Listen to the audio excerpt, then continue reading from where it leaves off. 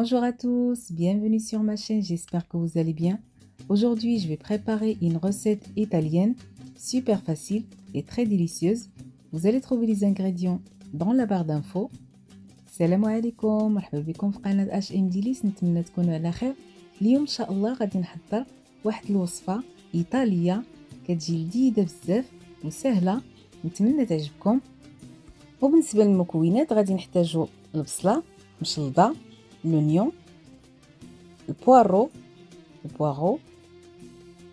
الكفتة, la viande hachée, زيت زيتون, l'huile d'olive, الكريمة السائلة, la crème liquide, البيض, les œufs, الزعتر, le thym وجبنة البارميزان, le parmesan. إلا ما توفرش عندكم تقدروا تعوضوه بالفرماج الأحمر. في واحد المقلاة درت فيها زيت الزيتون. Dans une poêle sur le feu, j'ai mis l'huile d'olive.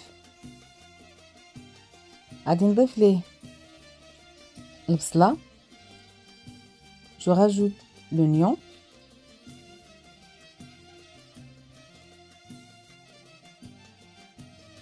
نضيف البوارو. Je rajoute le poireau.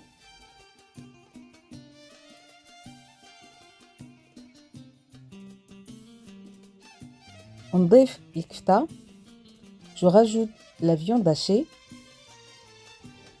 بالنسبة للبوارو تقدروا تعوضوه بلي زيبينار، غير هو غادي طيبوه مع البصلة بوحدو في واحد المقلة، والكفتة غادي طيبوها بوحدها في مقلة واحدة أخرى، عاد تخلطوهم من بعد.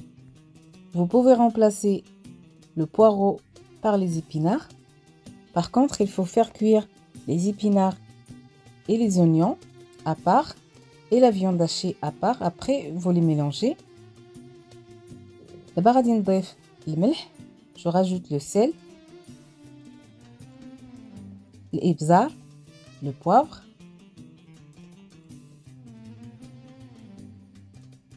ونخلط هاد المكونات.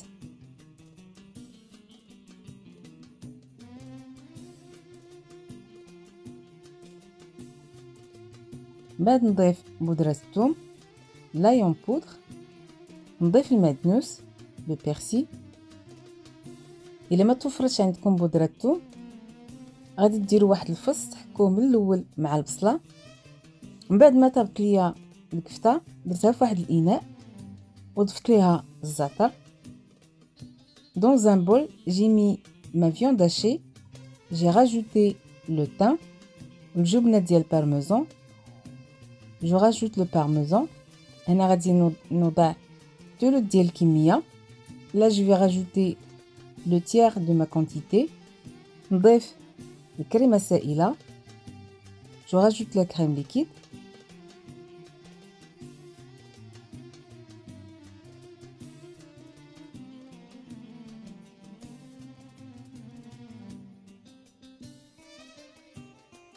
البيض، les œufs. نخلطها مزيان ونضعها على جنب. Je mélange bien et je laisse de côté. من الأحسن تذوقوا هنايا الملحة باش إلا كانت خاصنا نضيفوها.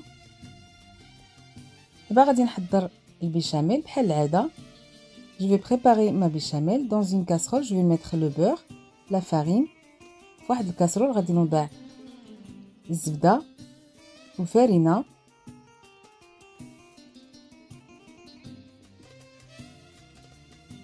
الحليب، لو لي، الملح، لو سيل، الابزار، لو بوافر، شويه ديال الكوزه، ان بو دو نوا دو مسكاد. من بعد ما طيب البيشاميل غادي نضيف ليها شويه ديال البارميزان اولا الفرماج الاحمر، غير هو البارميزان كيعطينا واحد المذاق لذيذ بزاف للبيشاميل ديالنا.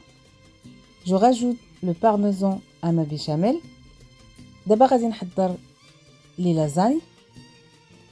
كما كتشوفوا معايا لي بات ديال لازان كيكونوا قاصحين، كنستعملوهم بحال هذا الشكل، ولكن انا هاد المره بغيت نطيبهم شويه باش نقدر نلويهم. On va préparer nos lasagnes. في واحد الاناء فوق النار وضعت الماء الملح، الزيت، وغادي ندير لي لازان ديالي باش يرطبوا. Dans une marmite, j'ai mis de l'eau chaude, l'huile, le sel et je vais mettre mes lasagnes. غادي نحاولوا نفرقوهم باش ما يلصقوش لينا. On va essayer de les décoller. خليتهم فوق النار تقريبا 5 ديال الدقائق. صفيتهم. Je les ai laissés cuire à peu près 5 minutes. Après je les ai égouttés. ودابا غادي ندوزو للمونتاج. فواحد الاناء اللي كيمشي للفران وضعت صلصه البيشاميل. Dans un plat, j'ai mis la sauce béchamel. ومن بعد غادي نعمر اللازان ديالي بالكفته كما كتشوفوا معايا. Je mets ma garniture sur les pâtes.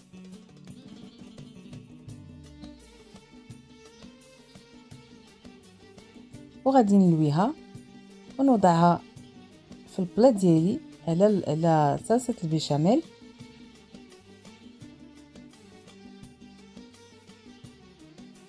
بالنسبه لهاد لي بات هادو كنستعملوهم في الكغاتان هكا يابسين، يعني غير انا في هاد الوصفه هادي بغيت نلويهم، هذا علاش درتهم في الماء السخون. مره اخرى ان شاء الله غادي نستعملهم يعني بلا ما نطيبهم في الماء، وغادي نستمر بنفس الطريقه حتى نكمل الكميه اللي عندي. كما قلت لكم هذه وصفه ايطاليه صراحه كتجي لذيذه بزاف، ونغيروا شويه في الاطباق ديالنا، وحتى الطريقه ديالها يعني ماشي صعيبه، سهله والمكونات في المتناول. وبالنسبه لي بات اللازان كنتلاقاوهم في الاسواق التجاريه بحال مرجان اولا اسواق السلام. من بعد ما ساليت غادي نوضع عليهم صلصه البيشاميل. Je mets ma sauce sur les pâtes.